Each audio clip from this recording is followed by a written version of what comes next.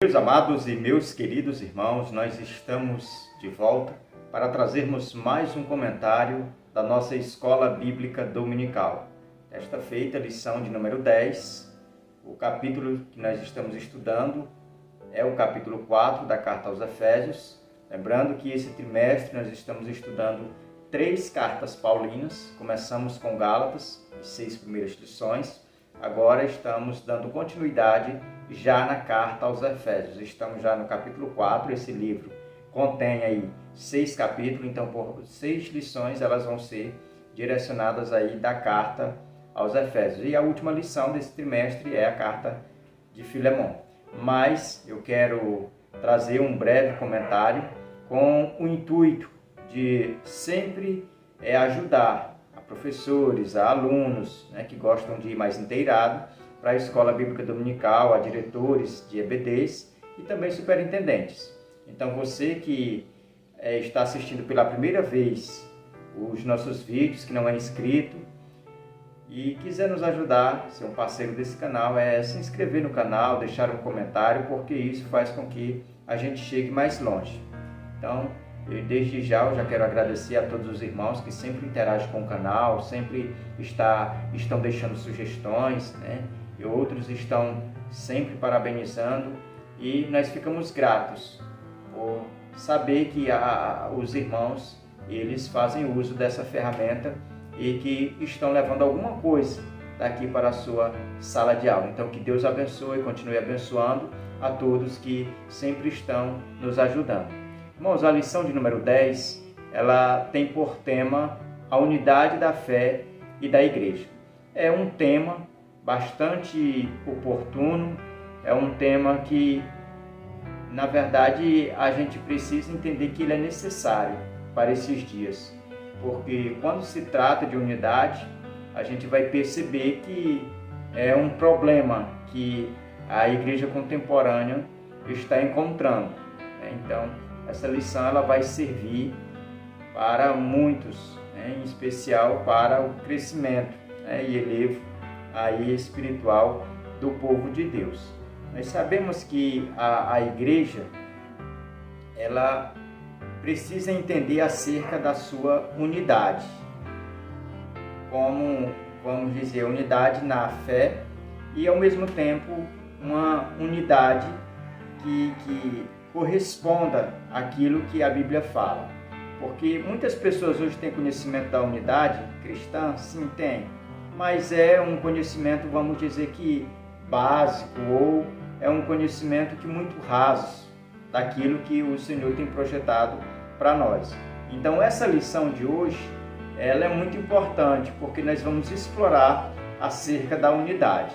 Lembrando aqui que quando se trata de unidade cristã, a gente precisa destacar que a unidade cristã ela é entre todos os cristãos, porque toda pessoa quando aceita Jesus, ele a partir desse momento ele já está sendo integrado ao corpo, à noiva. Então, independente da onde ele aceitar Jesus, da localidade onde ele aceitar, ele já faz parte desse corpo que é um corpo metafísico, é um corpo invisível. Mas é essa unidade que nós vamos falar, e não importa a questão aqui, vamos dizer, que de denominação, a questão da unidade aqui, ela não tem nada a ver com denominação, nada a ver com, vamos dizer, que com as igrejas locais, Essa unidade que nós estamos a falar é a unidade de estar em Cristo, é de reconhecer os dons e entender que os dons, eles estão sempre à disposição da igreja, para a edificação da igreja. Esse é o propósito, e não um propósito distorcido que a nossa geração tem aprendido, onde os portadores dos dons, eles são portadores desses dons, eles fazem uso para promover denominação X, denominação A, e às vezes até para preencher a sua própria agenda, para ter uma agenda lotada. E os dons não têm esse propósito. Os dons, eles são para edificação da igreja. Então, nesta lição de hoje, nós vamos aprender acerca dos dons ministeriais, que é os dons onde vai começar com os dons de apóstolo, depois profetas, aí evangelistas, pastores e mestres. Então a gente vai aprender sobre esses dons também nessa lição e vamos entender que eles são importantes. Foram importantes na igreja primitiva, foram por onde a igreja trilhou e ainda hoje ela tem que ser valorizada, né? Tem que ser ensinado acerca desses dons. Vamos logo passar aqui ao nosso textuário, que é no capítulo 4, versículo 1, que diz: Rogo-vos, pois, eu, o prisioneiro do Senhor, que andeis de modo digno da vocação a que fostes chamados. Esse, portanto, é o nosso textuário, é o versículo aí, base da lição de hoje. Nós precisamos entender que o capítulo 4, ele vem seguindo uma dinâmica. O capítulo 3, Paulo, ele concluiu o capítulo 3 fazendo uma intercessão, que foi a segunda e última oração que ele fez pela igreja de Éfeso, capítulo 3. Agora, no capítulo 4, ele vai sair da intercessão e vai iniciar a exortação. Então, esse capítulo 4, ele é um capítulo muito didático. Ele tem muitas subdivisões nesse capítulo. É uma seção de versículos falando sobre um assunto, exortando sobre a santidade, exortando sobre os dons. Então, é muito didático esse capítulo de hoje. E ele vai iniciar nos informando, né? Fazendo, vamos dizer que um apelo para que todos aqueles que aceitaram a Cristo, eles pudessem agora viver de uma forma, vamos dizer que diferente da sua forma que ele vivia antes de Jesus. Então, quando o apóstolo Paulo ele diz, eu, prisioneiro do Senhor, a gente já falou isso na lição passada, mas a gente tem que destacar porque faz parte aqui do início do capítulo no nosso textuário, onde o apóstolo Paulo ele não se considerava um prisioneiro de Roma, ele não se considerava alguém que estava sendo escravo de Roma, mas ele se julgava ser prisioneiro de Cristo. Era prisioneiro, se fazia prisioneiro por amor a Cristo. Então a gente já entende que o apóstolo Paulo aqui, ele vai deixar bem claro para todos os seus leitores, para a igreja de Éfeso, que ia fazer uso dessa carta, de que ele era uma pessoa que tinha a sua alma, o seu espírito livre. Ele entendia o princípio da liberdade cristã, que ele podia estar, né, em um local limitado, onde era considerado uma prisão domiciliar, mas o seu espírito estava livre para adorar a Deus, livre para falar acerca das coisas de Deus, para viver e vivenciar os milagres de Deus na sua vida. Então esse capítulo 4, ele é um capítulo de exortação. Então nós vamos estar meditando nesse capítulo, extraindo algumas verdades, tanto as que estão alocadas aqui nessa lição, como também algumas informações extras. E se você, como aluno, quiser pegar uma caneta, um papel e ir anotando, fique à vontade. A nossa verdade prática diz: a submissão e fidelidade a Jesus produz nova vida com Deus e unidade entre os irmãos na igreja, o corpo de Cristo. Então perceba que os fatores aqui destacados pelo nosso comentarista é a submissão e fidelidade. Essas são as duas virtudes aí principal que vai produzir na nova vida com Deus uma comunhão entre os irmãos. A gente precisa entender que o lugar do nosso eu, né, na caminhada cristã, ele tem que ser o último lugar. Primeiro vem Deus, depois vem o nosso próximo semelhante e em último lugar é o nosso eu. Para que o orgulho, para que o egocentrismo não venha reinar, porque tudo isso é obra da carne. E a nossa nova vida, a nossa novidade de vida é isso, é subjugar o nosso eu, subjugar a nossa velha natureza. Então a gente tem que entender que o nosso eu, o lugar dele é lá no rabinho da fila, lá na última posição e nunca em primeiro, porque se assim o fizermos, nós estaremos contrariando a vontade de Deus expressada aqui pelo apóstolo Paulo, aqui no capítulo 4, do livro aos Éfesos, né? A carta aos Efésios. Vamos agora aqui iniciar nossa introdução para servir de base para o que nós iremos comentar. Ela inicia dizendo: o capítulo 4 de Efésios é um tratado apostólico sobre o modo de viver daqueles que integram a comunidade cristã. A igreja, mesmo sendo um corpo espiritual, é formada por pessoas imperfeitas, mas que precisam conviver em amor e exercer a fé de forma autêntica, sempre para louvor e glória de Deus.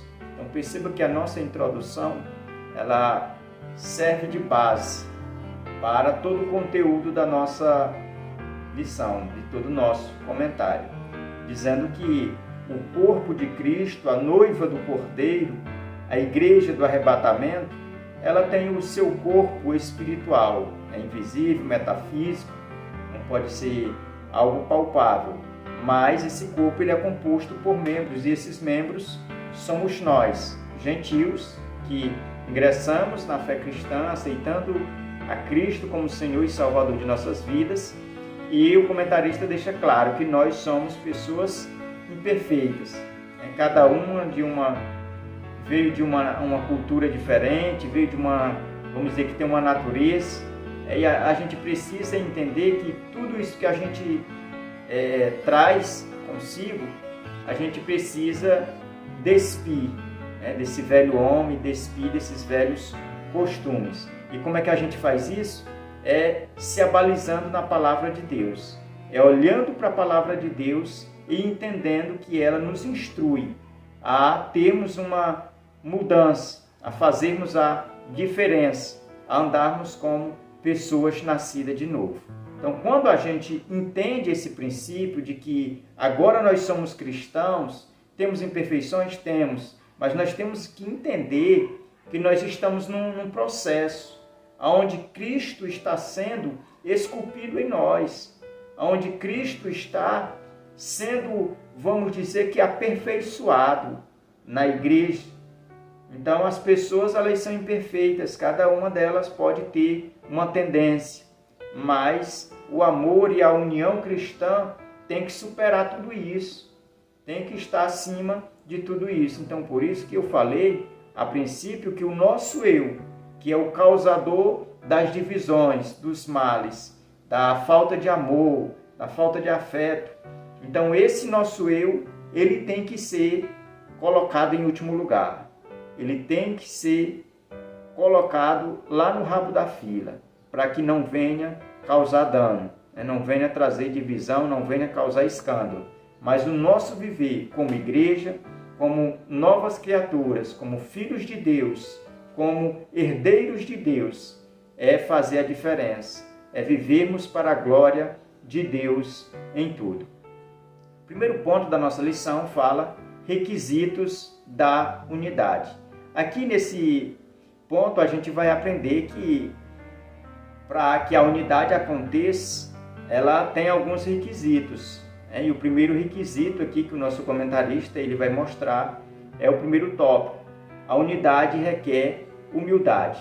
E quando a gente fala da palavra humildade, a gente precisa entender que o maior exemplo de humildade que nós temos é o próprio Cristo, pois o apóstolo Paulo vai falar em Filipenses 2, versículo 8, 9, 10, que Cristo, ele sendo Deus, ele não usurpou ser igual a Deus e ele se desfez, ou seja, ele deixou para trás a glória para tomar uma forma humana e vir aqui como um sinal de humildade, de dar a vida para que a humanidade nele fosse salva. Então a gente precisa entender que o maior exemplo de Cristo foi o de humildade. O maior exemplo que nós temos de humildade foi o próprio Cristo. Tanto quando ele decide dar a sua vida, como também quando ele também ensina os discípulos que eles precisavam ser humildes. Isso lá no Evangelho de João capítulo 15. Quando ele lava ali os pés dos discípulos para dar o exemplo. Então essa palavra humildade, ela trata de uma virtude cristã. Só quem pode demonstrar a humildade é quem tem o Espírito Santo.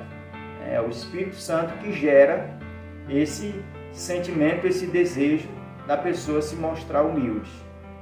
A pessoa que não tem o Espírito Santo, ela nunca vai ser humilde em essência. Então essa é uma capacitação espiritual. E como é que a gente alcança essa perfeição de humildade? É estudando a palavra de Deus, meditando na palavra de Deus, é dando lugar ao Espírito Santo de Deus, para que assim ele venha forjar em nós.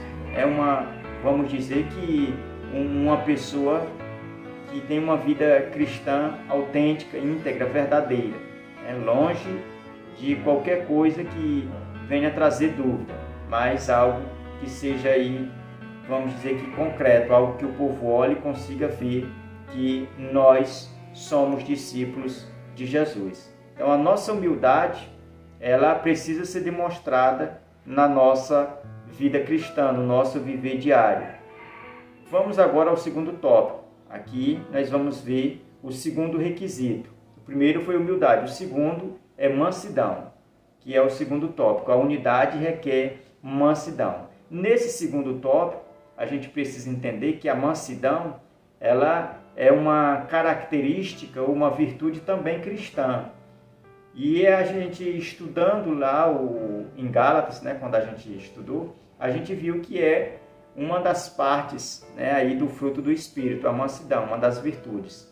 Então, quando a gente aprende que a mansidão ela é necessária para a nossa vida cristã, é exatamente para isso, para demonstrar que ela é um requisito para que todos nós estejamos unidos.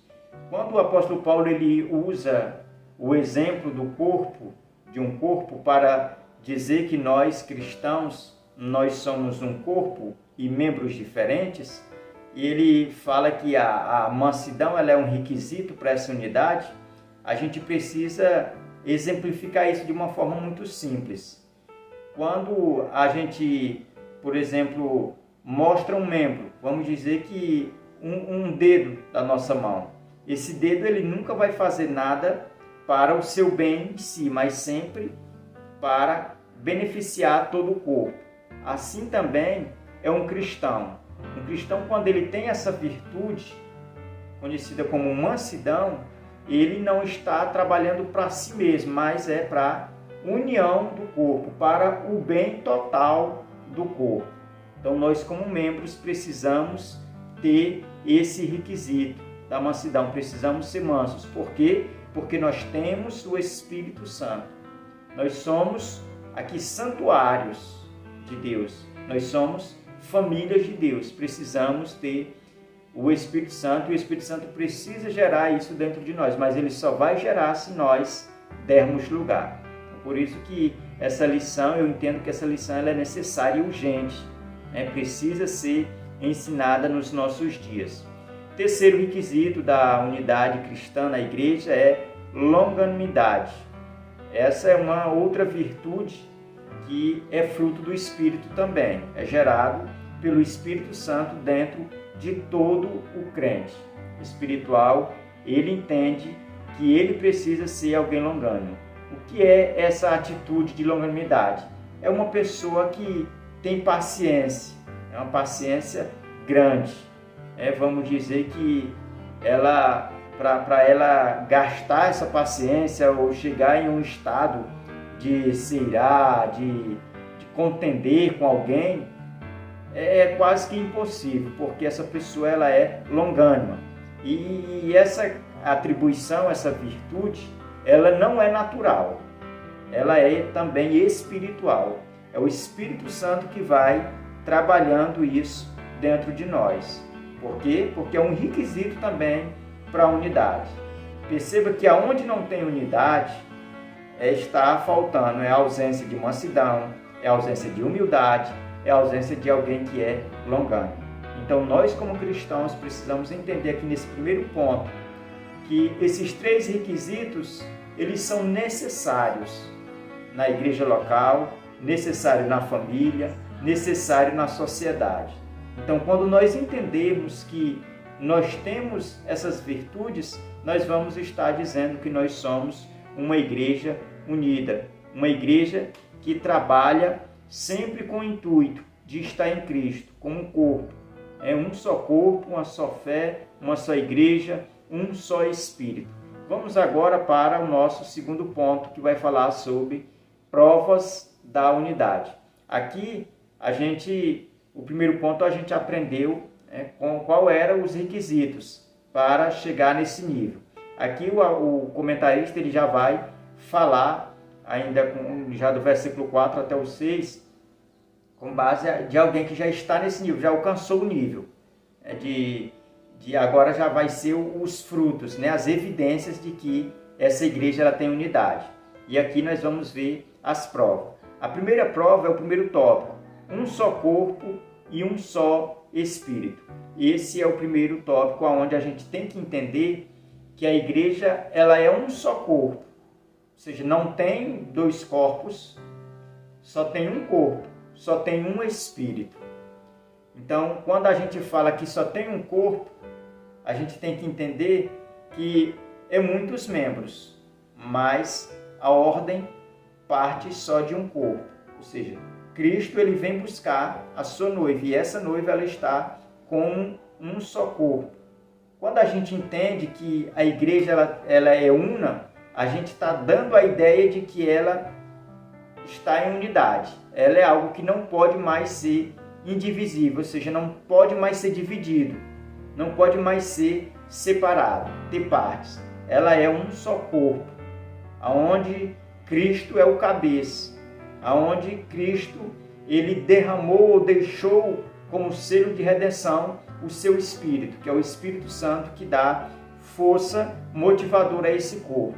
É o Espírito Santo que rege a igreja. E é por isso que a igreja ela sempre triunfou sobre as circunstâncias. Embora as circunstâncias digam que ela não ia avançar, que ela não ia prosperar, mas já há mais de 2000 anos, desde a sua fundação até hoje, ela caminha em passos firmes, porque é um só Espírito. Ela tem a sua unidade, independente de ser pessoas imperfeitas, pessoas que vieram de pátrias diferentes, ou aceitaram Jesus, um aqui no Brasil, outro no Japão, outro no outro lado do mundo, mas são cristãos. Todos estão compondo aí esse corpo. E aqui a gente precisa também fazer destaque, porque eu sei que isso pode talvez surgir na sua classe. Alguém perguntar, denominação X vai para o céu, denominação X faz parte desse corpo? A gente precisa entender que quem faz parte do corpo de Cristo é todo aquele que reconheceu o sacrifício de Cristo, independente da denominação onde quer que ele esteja. Se ele se arrependeu de seus pecados, aceita o sacrifício de Cristo, essa pessoa está habilitada para ser membro desse corpo. E quando eu falo desse corpo, eu estou me referindo no sentido universal. Em qualquer parte do mundo, essa pessoa ela pode se considerar salva em Cristo, porque ela estando em Cristo, ela é esse corpo. Aonde quer que ela vá, ela é o corpo de Cristo. O segundo tópico da nossa lição fala sobre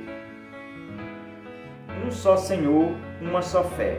Aqui é nesse tópico, onde a gente tem a oportunidade de entender que o Senhor, Ele é um.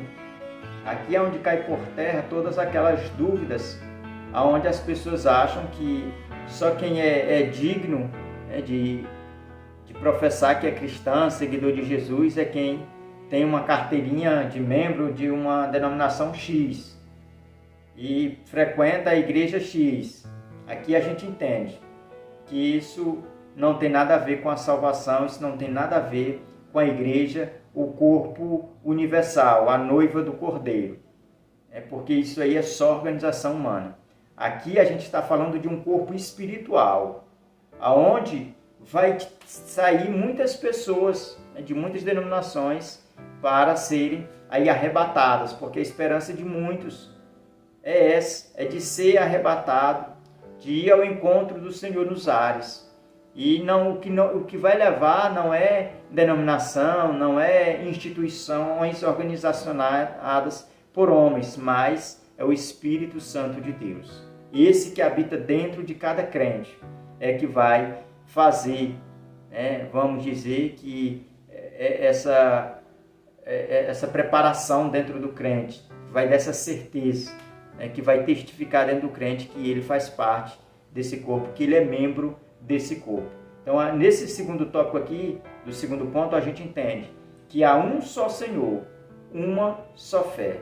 A fé aqui, ela é indivisível, ela não é diferente, ela é a mesma fé, ela também está ligada, como evidência da unidade, ela é uma só. É uma só fé, um só Senhor, que é Jesus. Jesus, ele é o nosso Senhor e Salvador. E a gente entendendo que é um só Senhor, uma só fé, a gente já está afirmando que se surgir outra, vamos dizer que profissão de fé, aí essa já não vai ter valia, porque a gente entende aqui pelo texto do versículo 5 do capítulo 4, parte A, que há um só Senhor, uma só fé. E isso a gente precisa fazer destaque também nessa oportunidade. Terceiro tópico e última prova da unidade, nós encontramos no versículo 5 e 6, que diz: um só batismo, um só Deus. Aqui nesse tópico, a gente vai entender que todos nós, como corpo, vamos dizer que como noiva do Cordeiro, nós estamos debaixo de um só batismo, de um só Deus e Pai, de todos, o apóstolo vai continuar falando que ele vai dar dons diversificados, ou seja, dons diferentes para todos, mas a fonte é uma só, o Deus é um só, o batismo é um só. Não existe batismos diferentes, não, o batismo é esse, e esse batismo todos nós estamos debaixo dele, porque é uma prova, é uma evidência de que nós estamos em Cristo, de que nós estamos unidos em Cristo, de que a igreja ela é só uma, de que a fé da igreja ela é só uma, de que o Senhor da igreja é só um, de que o batismo, de que a fé são um só. E isso a gente tem que entender, que quando se trata de unidade, não está falando de um movimento aí que tem surgido como ecumenismo. Não, a gente precisa fazer distinção. A unidade é uma coisa, ecumenismo é outra coisa. O que é o ecumenismo? Ele vai professar, é uma doutrina, um ensino que vai dizer que todas as denominações, todas as religiões levam a Deus. E a gente, por meio desse texto, a gente entende que isso não é verdade. A verdade é que quem está em Cristo é um só corpo, professa uma só fé, crê em um só batismo, crê em um só Senhor. Já as outras, o ecumenismo, não. Ele vai dizer que todos os ensinos dele, os deuses dele, pode levar eles aí ao encontro com Deus. Vamos passar agora ao nosso terceiro ponto, que fala: os dons produzem unidade. Nesse tópico, nós vamos aprender acerca dos 5 dons ministeriais. O primeiro dom que nós vamos fazer destaque aqui, o que o texto destaca para nós, é o dom de apóstolo. Apóstolo, depois vem profeta, por isso que existe essa, é muito conhecido, vamos dizer que as pessoas sempre falam dedo de profeta, porque de uma forma para que a gente venha entender de uma forma mais básica, a gente usa os dedos das mãos para descrever, aqui vamos dizer que essa didática aqui dos dons ministeriais. Apóstolo, profeta, depois vem evangelista que é esse maior, depois vem pastor e por último vem mestres. Então, os 5 dedos das mãos significa cada um dons ministeriais. Nesse primeiro tópico nós vamos estudar sobre esses dois, apóstolo e profeta. E aqui a gente precisa esclarecer que aqui o dom de profeta na unidade da igreja, ele existe, o dom, como dom.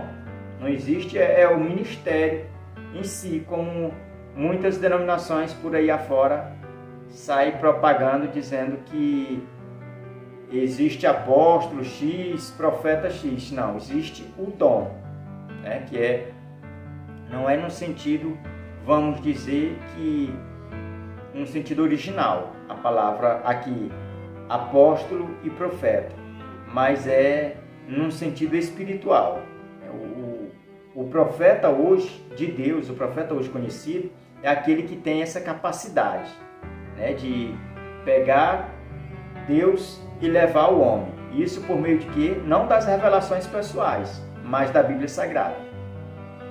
E ainda que ele tenha o dom de revelação, né, Deus lhe conceda o dom de revelação, aí sim ele pode revelar, mas não significa dizer que literalmente essa pessoa é um profeta. Não, ele tem essa capacitação, né? Quando ele tem o dom de profeta, ele tem essa capacitação de ministrar a palavra de Deus, né? De levar, de anunciar Deus aos pecadores. Da mesma forma, é apóstolo. A palavra apóstolo significa enviado. Então, os apóstolos só eram os 12 e depois Paulo, que se tornou aí o apóstolo dos gentios. De lá para cá não existe mais esse ministério apostólico, que algumas denominações acreditam que existe. Existe sim o dom de apóstolo, que é um dom ministerial, onde a pessoa tem uma capacitação espiritual para ser enviada, ser representante, aí em uma outra nação, em uma outra região, mas não como aí ofício. Vamos passar agora ao segundo tópico. E a gente já precisa esclarecer aqui, irmãos, que esse primeiro tópico é um dos que vai ser mais, vamos dizer que polêmico, né? Porque muita gente ainda acredita que essas denominações estão corretas, né? De afirmar que existe apóstolos, de que ainda hoje existe profetas de uma forma literal. E na verdade não existe. O segundo, dom de evangelista. Esse é um dom onde a gente precisa entender que para ser um evangelista, ele não se aprende, vamos dizer que num banco de uma escola que vai ensinar teologia. Não, para ser evangelista é uma capacitação também espiritual. É um chamado, né, de Deus, onde Deus confirma na vida da pessoa e ela vai ser uma evangelista. Por exemplo, uma pessoa que ela tem essa capacitação, esse dom, que é evangelista, ele só vai servir para ser evangelista. Ele não vai servir para ser pastor, para ser mestre. Não é dizendo que a pessoa não pode ter esses 5 dons. Pode, o apóstolo Paulo é uma prova viva de que ele tinha esses 5 dons ministeriais. Ele era apóstolo, ele era profeta, ele era evangelista, ele era pastor e era também mestre. Ele tinha esses 5 dons espirituais, 5 dons ministeriais exercendo sobre a sua vida. Então, evangelistas é uma capacitação espiritual. Isso a gente vê na vida de Estevão, a gente vê na vida de Filipe, na igreja primitiva. Eles foram evangelistas, eram diáconos, né, gregos, eles não eram judeus, e aí eles pegaram e mais tarde receberam esse dom espiritual, essa capacitação espiritual de se tornar evangelista. É tão verdade que a cidade de Samaria, ela foi bombardeada com o evangelho por meio de Filipe, um evangelista temente a Deus, que não era apóstolo e nem tampouco foi discípulo de Cristo, mas ele era um que se converteu nos dias da igreja primitiva, e aí ele recebeu essa capacitação espiritual. Então, ainda hoje existe esse dom, essa capacitação espiritual. E por último aqui a gente vai falar um pouquinho sobre o dom de pastor e mestre. E aqui a gente precisa destacar, fazer um destaque, que o pastor, ele tem que exercer esses 2 dons ministeriais. Ele tem que ser pastor e mestre. Não é dizer que o dom de mestre ele é isolado do de pastor. Como já falei, o apóstolo Paulo é uma evidência de que ele tinha esses 5 dons ministeriais. Então, os pastores que entende que não tem essa capacitação de mestre, tem que buscar da parte de Deus para que receba essa capacitação. Porque é inadmissível que um pastor, ele esteja com a autoridade de pastor, com o cajado na mão e não exerça esse ministério de mestre. Porque a gente entende que o maior chamado de um homem de Deus, de uma mulher de Deus, não é só simplesmente aprender, mas é ensinar, através do exemplo, de palavras, do comportamento. Então, um mestre, ele é alguém que tem essa capacitação, que é capacitação espiritual, dada pelo Espírito Santo. Então, todo pastor que está à frente de um rebanho, ele tem que buscar esse dom. Ele tem que ter essa capacitação. Assim como ele exerce o papel de pastor, ele também tem que buscar, porque se faz necessário. E quando a gente entende que a nossa geração hoje está passando por dificuldades, por problemas, quando se trata de, vamos dizer, de congregar, de ser apacentada, é exatamente por isso. É porque o apóstolo Paulo, ele já tinha falado sobre isso, que nos últimos dias muitos iam tapar os ouvidos para as doutrinas de Deus, não ia dar ouvido às doutrinas, mas ia eleger pastores conforme a vontade e os desejos pecaminosos de cada um deles. Então a gente vê que nós estamos vivendo nesses últimos dias, onde é colocado pessoas que não têm essa capacitação espiritual, que não têm esse chamado espiritual, que não corresponde a essas expectativas bíblicas. Foge desse padrão que o apóstolo Paulo coloca aqui. Então, quando a gente fala com relação a esse dom ministerial, ele precisa ser ensinado, ele precisa também ser buscado pelas pessoas que estão à frente ou que desejam o episcopado.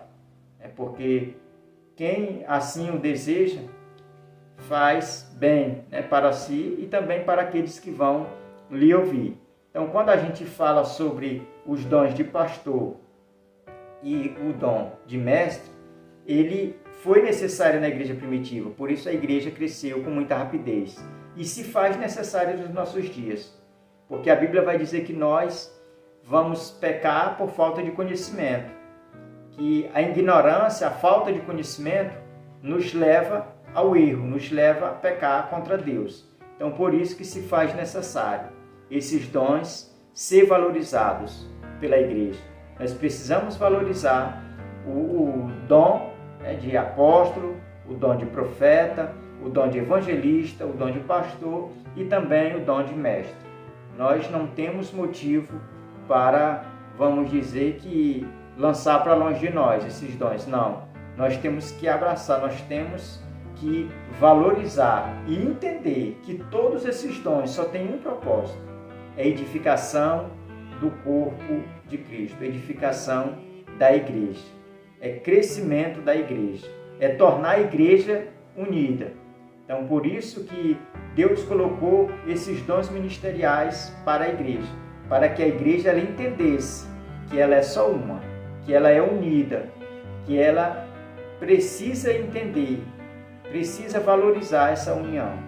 Então, nós como cristãos, como igreja, nós precisamos entender que esses dons, eles não têm objetivo nenhum de fazer separação entre um e outro, mas eles têm que estar juntos, com o mesmo propósito, com o mesmo intento de sempre preservar a igreja unida.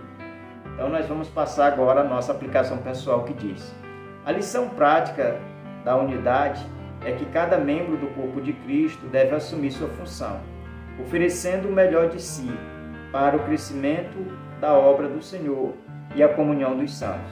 E aqui a gente conclui com a nossa aplicação pessoal, informando os irmãos que todo crente, ele tem, nem que seja um dom, mas ele tem.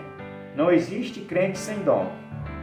Todo crente ele tem um dom, por mais que ele não saiba que ele tem, por mais que ele não, vamos dizer que ele não tenha conhecimento como administrar esse dom, mas ele tem o dom, porque todo crente ele é chamado com um propósito, e o propósito é frutificação, é fazer com que a igreja ela permaneça crescendo e unida. Então, todo membro ele tem a sua utilidade nesse corpo. Todo crente ele tem a utilidade nesse edifício que é a igreja de Deus. Então, nós temos que a cada dia ter esse entendimento que nós podemos fazer alguma coisa em prol do reino de Deus, que nós precisamos estar com esse propósito firme de estar unidos em Cristo e ajudando, esse corpo nessa união. Que Deus abençoe. Até a nossa próxima aula, em nome de Jesus.